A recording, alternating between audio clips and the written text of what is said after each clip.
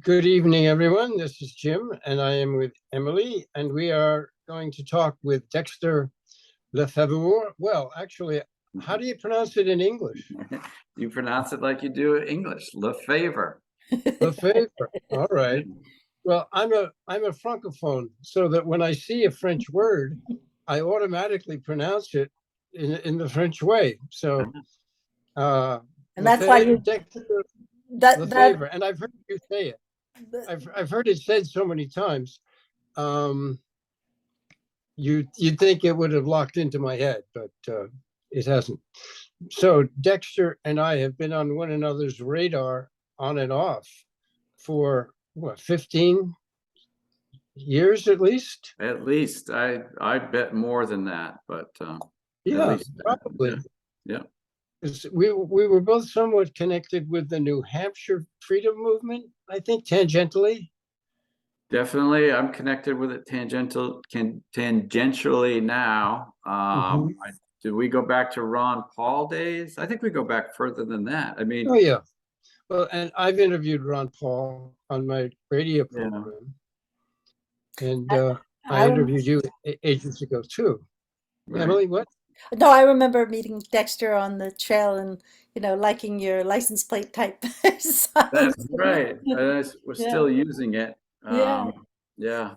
I don't And have a sample right within arm's reach, but yeah. Jim, I wanted to speak about your penchant for going to French French pronunciations of way, and that's why you live in Calais, huh? Instead. Yes. Yeah. Here I live in one of the most beautiful sounding French words in general in the world, and they have to pronounce it callous. Well, let's talk about my last name a little bit because it is important to me. I'm very accustomed to it being misspelled and mispronounced, but the original spelling of my name, I believe, is Lefavre, Lefebbre. That's what I thought it might. Yeah. Say it again. Lefv. Ebvre. EBVR. Interesting. Yeah, which I guess there's different interpretations of what that means in French. But I recently came to the understanding that it means smith, but I've heard from others that it also means bean. And being a francophone, I don't know if you can help us out with that, Jim. Well, I've never thought of it as meaning anything other than the name, but it's not an uncommon name.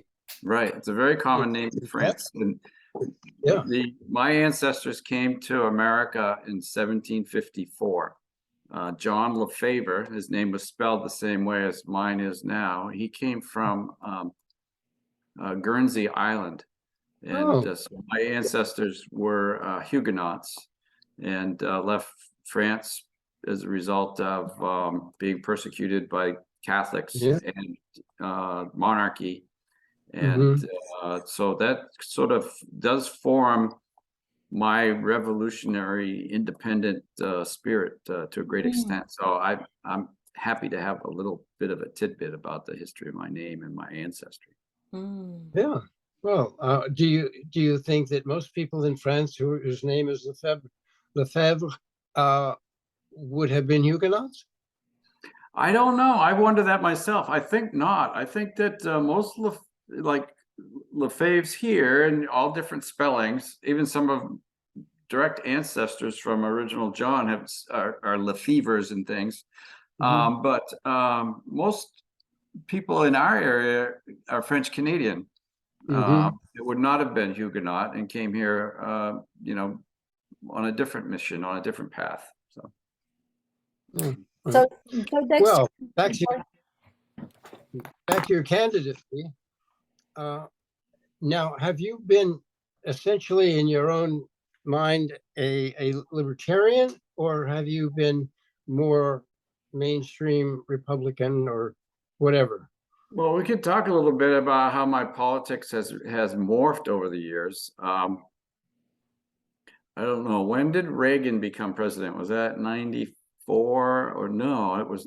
Oh no, before that. Before that, it was 80 something. 84. I never really understood political parties until I voted for Reagan, his first run, which I guess was late 80s sometime. So I was 30 years old before I even could tell you the difference between the Republicans and Democrats. And I don't know that, honestly, I could have told you that when I was 30, but I did know that Ronald Reagan had a message that I liked. And I think that was when I started to identify myself as a Republican. I became a member of the Republican Party around 96, 95, 96, because my next door neighbor was the executive director of the party. You might have known Brian Cosgrove. I remember that name. No. So anyway, Brian was my next door neighbor, and his wife was the chairman of the committee, and they needed a secretary because you can't have a committee of one. So I was convenient, and I said, sure, I'll sign forms. And yeah, then I ran for office shortly after that as a Republican. That was 96. In 98, I ran again and lost in the primary. The county Republicans put up a more conservative candidate that beat me in the primary and lost in the general. It was very disappointing to me that a party would do that. So anyway, I got out of, well, I stayed involved in the committee level and just sort of kept the paperwork going for a town committee in Middlesex for about 20 years. So then Ron Paul came along and really fired me up about politics in 2012. That's when Emily and I met. I think she was running for governor and I was running for state senate. 2012 and 2014 again.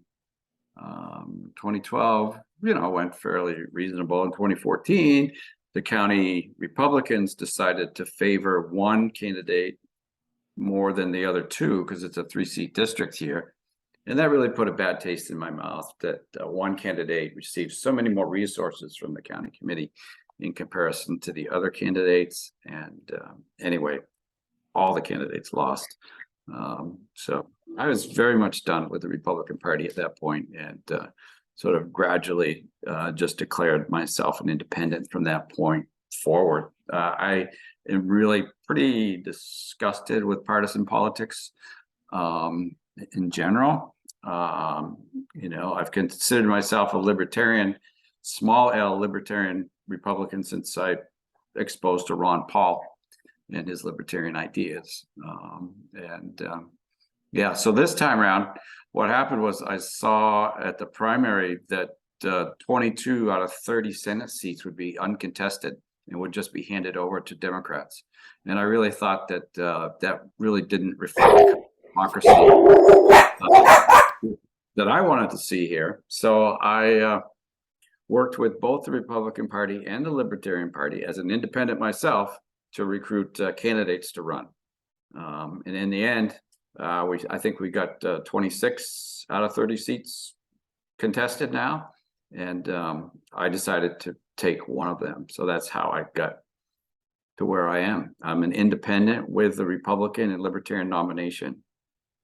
Yeah, that's what happened to me the last time I ran. I ran for lieutenant governor as a Libertarian, but they grouped me with the Republican. Mm-hmm. They just considered me a Republican. So people were asking me on the street, hey, how come you're running as a Republican? And I had to explain that that was the only way I could enter the race because they didn't have, a separate Libertarian way to do it. Right. Right. Well, the Libertarian Party is recognized now as a minor party. And I was nominated by committee with them. Oh, this time. Yeah. Oh, that's great. I think that'll help me. I think like as a Republican, you get like a third of the vote. And as a Libertarian, you get 7% of the vote. So that gets me to 40%. So I just need a 10% miracle. And tonight's going to be a part of that, right? If not all of it. Well, we hope that you can take advantage of this somehow to get it out there, but we're taking up time from your platform and all the wonderful things that you see happening. One quick comment about parties. I think on the national level, people are hoodwinked into putting too much emphasis on whether or not somebody is a Democrat or a Republican because they just switch off their obedience to the deep state. There's always the war that's wanted. There's anything big. The deep state always gets what it wants. And in this case, it was something that the Democrats could provide with a brain dead president then the Republicans could provide with a president who wasn't brain dead. And so that wasn't in the loop even. So they had to do what they did in order to move the deep state narrative forward. So, but on the state level, there could be real differences that are significant and that we can talk about tonight, which is, I guess, why you're running. Can I Yeah. jump in? Can I jump in here and give some focus, please? I'd love you to really reflect, Dexter, for our audiences, what it is about Ron Paul's message that speaks to the peace and liberty that I think many of the people who just close their eyes to republicanism just will never consider, just because of the label. And I would love to hear how you that that mentor, if you will, uh, will be reflected in your senatorship. Well, so, okay, so that's pretty huge, and we're getting kind of philosophical. I don't. It's a first time I've had that question, but I'm happy to try to address it, and it's something that's been on my mind quite a bit. And I think for me, it comes down to a battle between collectivism and individualism, or perhaps, and maybe also statism versus individualism. And I really think ideal philosophy for me is a true individualist society. And there's so much, I mean, like all the focus on racism and the focus on abuse of trans and homosexual people, the LGBTQIA people, I really think it's a result of collectivism. And what collectivism is, in my mind, in engineering terms, is that we segregate society into a bunch of groups, and then we sort of compartmentalize them horizontally, and we have some groups that have special requirements or need special attention. And the problem with that is it creates friction between the groups. The contrast is the individualist society, where we're all one big group. And isn't that really the model for America, that we're all one big group of individuals? And when you're in that group, you don't see color, you don't see gender, you don't see sexual identity.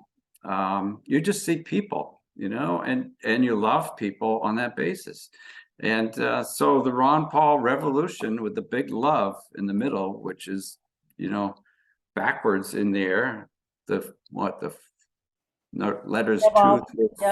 2 through 5 spell love backwards in revolution, is all about that love, all about creating that society where everybody's equal. I mean, that's the way I was brought up. That's what my parents taught me. I have grandparents one grandparent that was, clearly racist, but neither of my parents were. And I was really raised that nobody's better than anybody else. We're all equal. And so. Well, Dr. King, of course, said, judge me by the contents of my character rather than the color of our skin. And Jim, I know that you are often pretty cynical about the deep state's, undermining of our freedom. And on the other hand, I see some very, very exciting things happening, a lot of momentum through the courts and through the people who become a little bit awake and then they can't get back to sleep and so forth. What do you see? And I don't mean to speak for you, Jim, but it seemed like you were speaking that way. Yes, first, my comment about Martin Luther King, he would be turning over in his grave now, because we are not evaluating people by their characters. We are evaluating people by the color of their skin. And I find that so ironic that Martin Luther King gave his life for equality, and now we've taken it away. And it's frustrating for me to see I'm that. fighting back tears. I don't get this emotional really in these Yeah. types of discussions, but this is the true sadness of the world we're in. Did you see Thank what you for Kanye raising West? the issue. Huh? Sorry? Did you see what Kanye West did? No. He came out I guess he was married to one of the Kardashians, I guess. Right. And he Yeah, came I out hear with a that. fashion line. This was on a Tucker thing that the other day with Candace Olson, I think. Anyway, that said, "White Lives Matter," and he got canceled places, and he was asked, Yeah. "Why did you do this?" He said, "Well, it's obvious. They do." That beautiful. Yeah. And with Ron Paul, by the way, one of the things that I had already learned, and I already knew this was going to happen, but it depressed me just as much as if I had not known it, which is that the media would utterly ignore the Ron Paul candidacy. And of course, that's exactly what they did. He packed houses. He won debates. He was the champion throughout. And there were riots. And you Yes. would have never, you couldn't even have heard of him if you weren't part of what's going on. You wouldn't even have known who Ron Paul was by the way the media ignored him. And that is another deep state methodology. And there it was. So good for Ron Paul for doing what he did. And that's about the time that I interviewed him. And I remember he said he was friends with Dennis Kucinich, which goes back to your comment, Dexter, about people like Ron Paul and Dennis Kucinich were about everyone. They really cared about everyone. And they didn't get, Dennis Kucinich got, I think, gerrymandered out of his district by the Democrats, of course, by his own party, just as Cynthia McKinney got destroyed by her own party because she asked the wrong questions. She asked some questions. God, that's what's illegal now. Journalism is what's illegal. You try to practice journalism and you end up as Julian Assange if you get anywhere with it. If people start paying attention to you. Luckily, no one pays attention to Emily and me, so we have to say what we want. But how did I get on? Oh yeah, the Ron Paul. Yeah, we were talking about Dexter, what about Ron Paul? We talked about collectivism, and we didn't talk much about statism, though. Statism versus individualism, and that's just the reliance upon the state. That's socialism, really. It's putting the state ahead of the individual, the state making the decisions and taking control. And that's another aspect, a principle that I learned from Ron. And again, it conflicts with individualism. And it's not anarchy, right? We recognize it, and we can talk about this more, but we've got the commons, right? We've got the air, we've got water, we've got the planet. We've got the Bill of Rights, all those things are things that we share, and that a government has a role in making sure that they're shared equitably. So this is not about anarchy. This is not about taking down the government. This is just giving each individual respect and putting individual needs ahead of. Well, I think beyond that, it's having the faith in the individual's uniqueness, unique humanity. When you support the unique humanity, in other words, supporting clean air, supporting the path to prosperity, supporting honorability for those who have built their character and behave in peace. When government supports that, that what I don't see is government having faith in the wisdom of the people, seeking out the wisdom of the people, or allowing them to work out some of the solutions. They've gone into this corporatist sort of bureaucratic, top-down, unworkable solutions that tax us for them. So I was once told by a school board member that the reason the public elected him was because they wanted him to make the decisions for what the policy should be for everyone. That's why he was elected. Yeah. Yeah. Have you a platform that you'd like to, specific points that you'd like to forward when you're elected? Just one more thing about statism and political parties. We see a push-pull. We see statism red and we see statism blue. You know, there's neither party that's really working for the individual. You know, they're both seriously self-serving, and that's a principle that I object to with partisan politics in general. So, about my platform, so it's kind of simple. I have 3 planks to my platform, probably because my memory couldn't handle 4. But number 1 is affordability, and I don't have to go too far with people when I get out and talking to people. Everyone knows that affordability is lacking in Vermont. It's a really hard place to survive.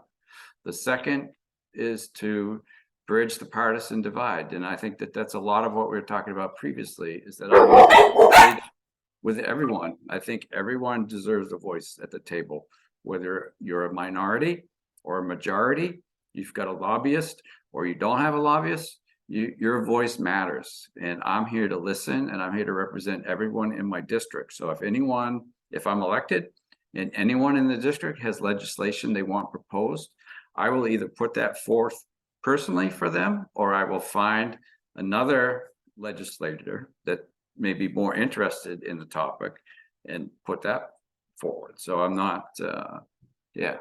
And I'll work with all parties. I mean, I have friends in all parties, and I want to keep it that way. And the third plank is just to promote sensible policy. You know, I've got a few big areas of this, but energy is number 1. Our energy policy is far from sensible. Our healthcare policy is far from sensible. Environment, and all these things we can do better. Getting in. Are you Go ahead, Jim. I've been your turn. Are you aware of the movement that Abe Collins has been working on for many years, which is getting farmers together to understand how to grow soil, how to make the land more productive, and do it without the top-down management from UVM and politicians? And once you start getting, he discovered the hard way that once you start getting into that, your plan is undermined. You're cut off at the knees. And so he wants the individual farmers to come together and meet and form a co-op that will rebuild, regrow the soil that is marginal, that's been damaged, and that is actually under cultivation. That's just one aspect of what he does. And I have put my money where my mouth is, by the way, on a few of these projects. So are you aware of that kind of thing going on? I'm not aware of it, but it sounds like something I'm very much aligned with. I just, you know, this came up on the show earlier today with Tim Seneff. I have a 40-acre farm in Middlesex. I bought it. It was gone to fallow. I slowly turned it to production, and you know, when I got the bug and I wanted to do that, I went to the UVM Extension Service, and I said, hey, you know, I'd like to do a little bit of farming. I'm not interested in getting rich. I just want to grow beets and sell beets. And the response was, okay, well, you've got to sign up and you've got to pay and take this course. And then you've got to be prepared to borrow $500,000, and then you can start farming. That wasn't the model I was looking for. It wasn't the answer I was looking for. So I've gone my own way. Well, that's about, and I have to tell you, that's the experience that many of us have had with UVM. They're not rude, but they can be extremely stupid, and they can be so protective. They're very protective of their godlike view over the Vermont agriculture. And remember how they stepped up to kill the East Frisian sheep. They're prostitutes to any deep state maneuver that comes down, whether it's good for farming or not. So I hate to, interrupt a fun program with news like that, but what you discovered from UVM is what Abe discovered and what I discovered, and probably what a lot of people have discovered. And the way they manage pasture is pathetic as well, by the way. Yeah, So, I have met congratulations. I've met someone who's working to restore land by grazing beef on it. Mhm. There are some, I know that there are some movements out there.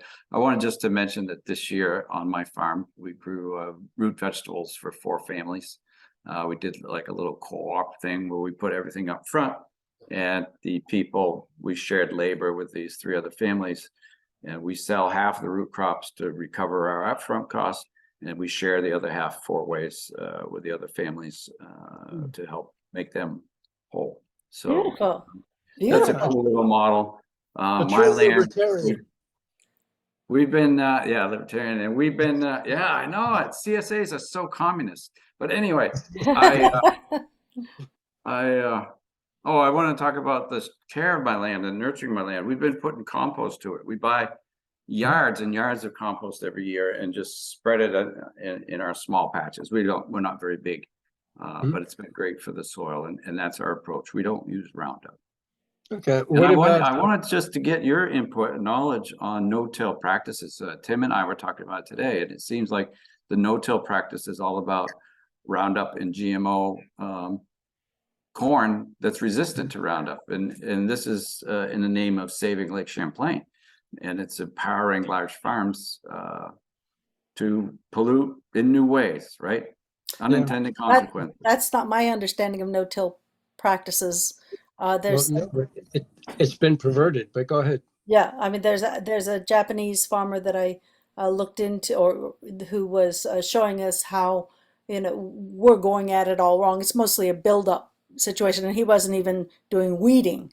But I do feel that it's important, going back to the topic that we were just on about statism and UVM. I do think it's important to mention some new clampdowns that I think are, of course, unconstitutional in the USDA, and the wanting everybody to register their gardens, and that and also It's not everybody. I just heard today that they're going to be, and I don't want to manifest them by saying this, because I think that it's just another power grab in terms of what Bill Gates and the climate change, eat your crickets, we're gonna control the food supply problem. However, we need good representation to uh, to expel that idea that we would ever have to be compelled to give the government what we're growing, what seeds we're getting, where did it come from. So back to the no-till, I'm not an expert. I don't put anything on my garden, and things grow. I don't do as much root vegetables as you do. I don't have a very big place to grow. Um, Only I'm passionate about us empowering more people to grow their own food. And Well, if you have, say, 5 acres, then what you do is you order cow manure to be spread on it, and then you order wood ash to be spread on it. They're not exorbitantly expensive. If you have extra money and you're trying to grow good grass for your cows, lime, you can add lime. But the cow manure and the wood ash should do it. And they come with an 18-wheeler and dump the wood ash, and then you hire somebody to spread the wood ash. That's how you restore marginal and old pasture, or how you allow existing pasture to grow. But then you got to have the animals on it to move through, right. so they pee on it and they leave their manure on it, and then they move on to the next part like they did millions of years ago, and they pee on that, and you move them through, and so that way it doesn't get overgrazed, and it gets rebuilt as they move through it. And part of it is their hooves. Part of is their hooves. They're stamping the manure down in, and they're working it in almost like you knead bread. If you have, yes, if you have a herd of cattle, even a small one, it's hard with horses because you don't have enough horses. That's been my problem. I only have 2 horses, so that the system doesn't work quite the way I wanted it. But that's what you do.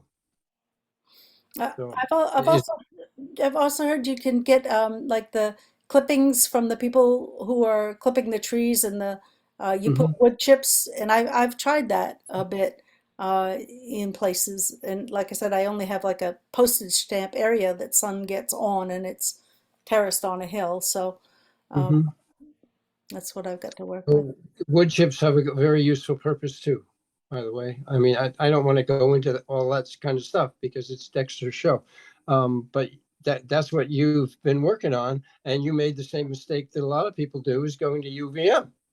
Yeah, well, I didn't get very deep into that mistake, but it just it wasn't an avenue that was right for me. So, Yeah, and I think that, you know, sort of an example of government in all sectors is that it's just wired to centralization. It's wired to large corporations. You know, the no-till practice of our dairy farms is not the no-till practice of the Japanese small farmer. So yeah, they took the word, and it sounds good. yeah, it does. All I know about what happened to no-till and ridge tilling, same idea. It's not necessarily the greatest thing you can do, but it's a catchy word. Oh, let's do some ridge tilling. Okay, what do we do? I don't know. Dexter, So, you know, number one in my platform is affordability, and it applies really to almost every issue. I mean, I'm happy that we talked about agriculture. That's one of the areas that I want to promote sensible policy. Generally, it relates back to affordability. You can't afford to live in Vermont and start a small farm. You know, you can't afford to go into farming as a young person. You know, so we need to address all the things that make Vermont unaffordable to make it affordable so people can be creative and start some small farms. well, does it start there, or I mean, we have it's a great place to be working for the government. I mean, that's the best jobs across the state. How do you motivate bureaucracy to reduce their budgets? They always are motivated to fulfill their budget so they don't lose their budget, and then expand it if they can. Well, you bring up a good point, and it's very important to understand that there's only so much the government can do, but there are things that the government can do to make Vermont more affordable. And let's just shift to energy right now, because it's my favorite pet peeve. Efficiency Vermont taxes everybody's electrical consumption 6%, regardless of income. That money is redistributed into weatherization and a whole lot of other energy incentives, I guess, for lack of a better word, you know, including things like putting solar panels on houses. Now, if in order to afford to put a solar system at your house, even with rebates, you've got to have some money. And this is not money that low-income people have. This is money that upper-income people have. So what we're doing is we're taxing everyone, including lower-income people. And this affects the whole lower half of income earners. This is not just the most vulnerable, but everyone's paying into this. And others who don't need the assistance are getting the assistance. So that's really just an example of energy policy that's not sensible. It's an example of a regressive tax that really disproportionately hurts low-income people. And so we can make Vermont more affordable, and we could just make the Efficiency Vermont charge go away. Right? Yeah. That would make Vermont more affordable. People in Vermont will still weatherize because it costs money to heat your home. And if you have money in your pocket, you can invest in it. But if the government is taking your money and giving it to other people, I mean, in some cases, they're taking food off the table, right? Mm-hmm. And the other thing that makes no sense at all is this push to electrification. We want everybody off fossil-free fuels. We want everybody on electric. Well, I was looking at the numbers today. Heating your home with electric is the most expensive option out there. Heating your home with cordwood, unless there's something cheaper, but that's the cheapest common option out there. It costs you about 1.5 cents per 1,000 BTUs to heat your house with cordwood. It's about twice that, 3 cents per 1,000 BTUs to heat your house with oil, and maybe 3.50 for propane. With electricity, it's twice that. It's 6 cents. It's 4 times more expensive to heat your home with electricity right now than it is to heat it with cordwood. But we're going to afford, the government's going to come in and electrify your home if you can't afford it. Yeah. Right? We'll Yeah. give you incentives. We'll pay for your heat Yeah. pumps. Yeah. We'll Well, make your house, we'll give you an electric water heater. We'll give you electric heat. And we'll give you, and it's, I'd like to you'll be say, stuck with yeah. 4 times the electric bill to Yeah, heat your house. exactly. And I'm still bristling because we went down that road, and my partner was roped into, or sort of, I don't know, he fell for getting 3 heat pumps years ago, Mitsubishi's put in, and I said, well, start with 1, but there was a deal for 3. And when we turned on the electricity, our electric bill went to $700 a month from under $100 a month. Well, I can tell you they haven't been on since a couple of months of that. So you're absolutely right. And you might as well touch on the electric car idea while you're there. Well, one thing I will mention about the electric, something that I don't make any friends like this, but people keep their houses quite warm in Vermont, and they're not going to tolerate being, having to put on another sweater. God, no. Hey, if God had wanted us to be cold, he wouldn't have invented oil and extra sweaters and stuff. So anyway, you can keep your house quite cold, but rooms that you work in, if you heat with a small electric heater, you're actually saving money if you keep the rest of your house quite cool, because you're in and out of that room in shorter periods of time. So even though it's a lot per BTU, you're in there for such a short amount of time and in such a tiny space, like my computer room, you could save a lot of money. So my advice to people in general is, if you want to save money and stop whining about it, turn down your thermostat that's burning oil and whatever else, and use that small room, heat it however you want, turn up the radiator, whatever you want to do, but you can live that way. And the amount of heat wasted in the Vermont state offices, my God, the heat, it's so hot in those offices, the people have to open their windows in the winter. That's how inefficient and stupid they are. Thanks for mentioning that, Jim. I mean, we're all paying for that waste. So that would go to affordability, straightening it out. But I think that this is an area where the state could lead by example, especially with respect to innovative and renewable energies. I mean, if this stuff works at the state level, show us. And I also want to just put a plug for weatherization. I think weatherization is a great practice. It's important to do it right, because you don't want to seal off your house and create moisture or ventilation problems. But I think weatherization done right is a really worthy cause.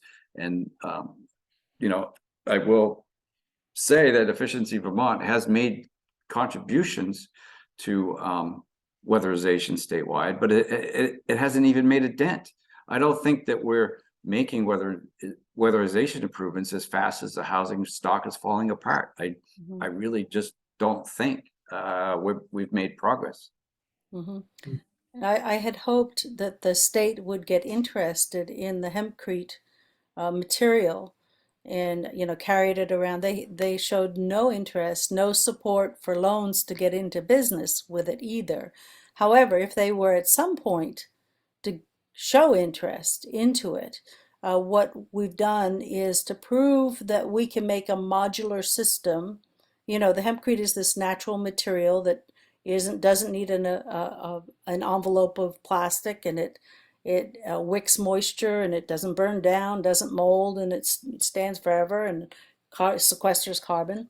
We've made a product that could replace our trailer park. So we could be using this natural material, if the state was interested in it, to begin to replace our awful fare in trailer parks with these non-toxic, excellent buildings that don't burn down.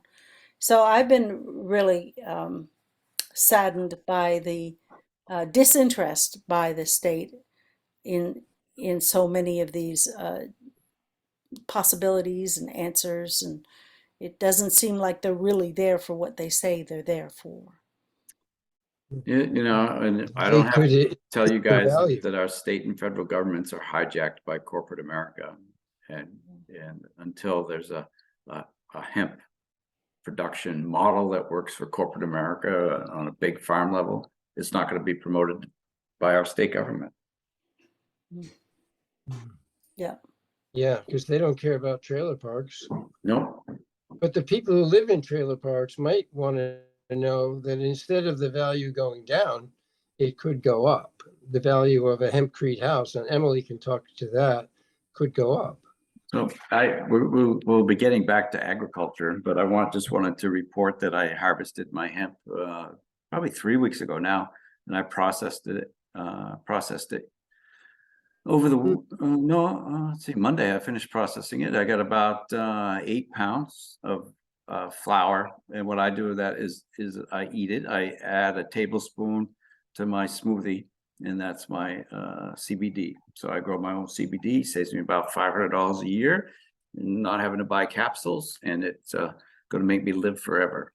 So do you just keep the female plants, or do you put your seeds in and how do you store it? Do you dry it? Because it is good stuff, and it's much better when it's fresher.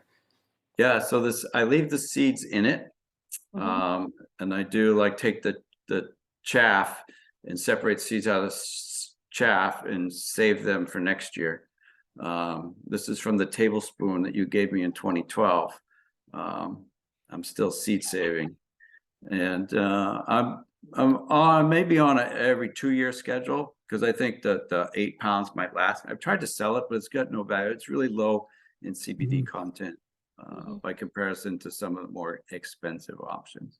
But it works for me. I get my 80 milligrams out of a tablespoon, seed and all, and I dry it in my basement. Not really high tech, just air dried, and then process it with my bare hands. Boy, that's what Emily did for me too. And I got 15-foot tall hemp plants, and I've got 4 or 5 out across the street from my house now. They are gorgeous. It's that time of year. Yeah. So I maybe think I we had should about hook up. 30 plants. Are you getting volunteers every year? No, I haven't seen any volunteers. I've been looking for them, and I wanted just to address the male plants. They die early, and they don't provide a lot of flower, so we just knock them down. But they do fertilize our seeds, so we have viable seeds year to year. Yeah, and do you see the bees really liking your male plants? Yes. I think it heals them. I think it helps them. Yeah. The terpenes and everything in there. Yeah. Well, I mean, if we had a couple of people who were behind Vermont going that way, and of course Vermont isn't big enough to do the industrial hemp. It probably could, if it's investing in housing, it's putting a lot of money into housing, low-income housing. It probably could go into hemp as housing, which would be an excellent idea for many, many, many reasons. It would be an excellent idea for them to get some of this housing made that way, if only to compare to the other types of efficient housing, but also for other reasons. Well, Adam's building his hempcrete house in Hardwick, so we'll track that closely. Yeah. Yep. And you can come by and see my 12-foot high hemp plants. Yeah, This time of year, they're so pretty. They're that color. I don't know what you call that color. It's not Emerald? maroon. It's not brown. Yeah, like kind of not emerald. Well, anyway, it's a kush. they're very Kush. pretty to look at, and Kush. it's fun to smell them. Pardon? What? That's a color, isn't it? Kush. What? Kush? Kush. No, I thought that was a kind of THC. Uh, Dexter, but we had, don't- would you, before we, we've state got, banking. sorry? State banking.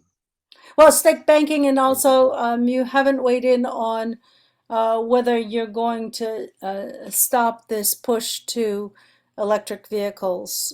And then let's see if we can tuck state banking in. Yeah, so as far as sensible energy policy, I don't think it's sensible to require Vermonters to drive electric vehicles. I think that the market will drive that. I mean, people are driving them now. 1%, right, of the cars on the road are electric. I don't think it's realistic that we'll get to 100% anytime soon. And actually, the regulations, I don't think require that people give up gas-powered vehicles. It's just going to keep the dealers in the state from selling non-electric vehicles, which is completely absurd, because just go to New Hampshire and buy a gas-powered vehicle and bring it back. I mean, how crazy is this, really? So I don't think that I have to stop it. I think it's gonna destroy itself. It's not attainable. It's not sensible. It's just gonna fall apart, just like single payer fell apart. Is my Good prediction. point. I'm not big on predictions, but I made one. Yeah, good point. And Jim, maybe you can come in with how a state bank will help with the state's affordability. Yeah, since Dexter's number one is the affordability, the success of the Bank of North Dakota proves how effective a state bank is when it comes to the average person's ability to survive in a place like North Dakota, for God's sake. I mean, it's pretty bleak and cold up there, and they are in the black financially and always have been right through all the crises since they really kicked their state bank into operation. There's a group right now in Vermont. I'm not in this group, though. We'll see what happens with it.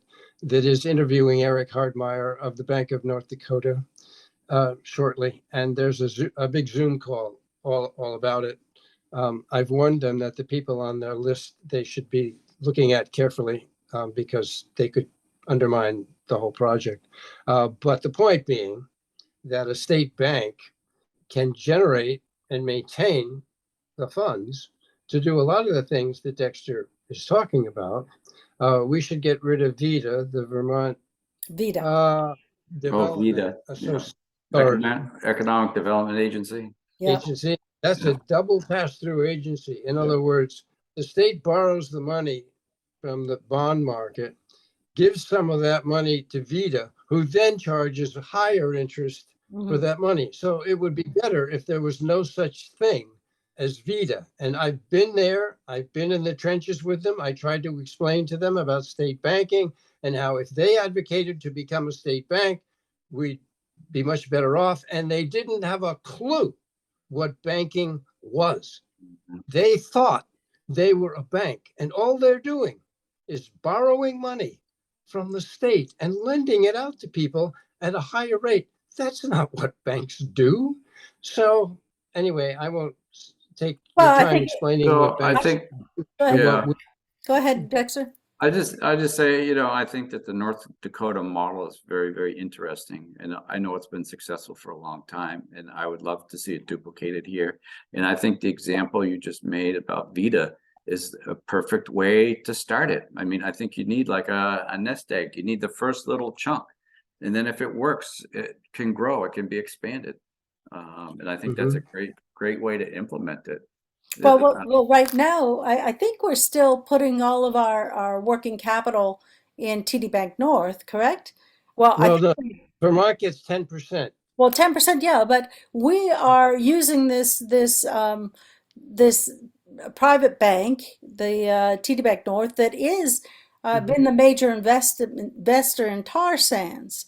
So that was one of the hypocrisies that we could address if we put all our tax revenue in a Bank of Vermont, and we had the legislature directing the bank of what loan policy. Let's say the state wanted Vermonters to rebuild the soil and they wanted to put out $30 million worth of loans. Then the state bank would go to the local banks, which, by the way, North Dakota, with the same amount of people in the state spread out, they have 95, give or take a few, local banks, whereas ours have dropped precipitously. I think we only have 3, but it stimulates the state bank, will stimulate local business by backing it up, and our money that they're taking for from us for taxes goes into the bank and essentially recycles in the state instead of goes to service whatever TD Bank's shareholders want to do to rape the environment. Right. Yeah, and our legislature they faked it, right? A few years ago, they did this. They like got a state credit card or something. There was They never did get that, and that was never did get that. that was low hanging fruit. They could have gotten a state credit card where they market it to out of staters, take the fees, Yeah. come in, it's got a nice maple leaf on it, and all the fees would go, but they never even did that. And then what happened is, Jim and I and others worked, Gwen Halses, we all worked very hard to get Anthony Polina to get this a public bank, and then we had Beth Pearson, who was That's Pierce. Oh, sorry, Pierce, who took the words from Chris D'Elia, who is the banking lobbyist for Bank of America, and she scared the GovOps, the Senate GovOps, I think it was the Finance Committee, that we were going to lose our bond rating if we went to a public bank, which is absolutely untrue. But they all scared off, and the chair refused to move it forward, even though everybody had approved it. That was only a study. Yeah. It was only a study that Gary Flomanoff had helped put together. And it was submarined by the head of the committee who didn't. It was voted 5-1, as I recall, or 6-0 in 2 different committees. And then he, even though it was voted yes in his committee by a landslide, he refused to pass it on to the Appropriations Committee. So that's how your wonderful liberal Vermont State House can work. The senators were okay with it. The House was fine with it, but one guy could stop it. Gatekeepers. Yeah. One guy in the ruling party.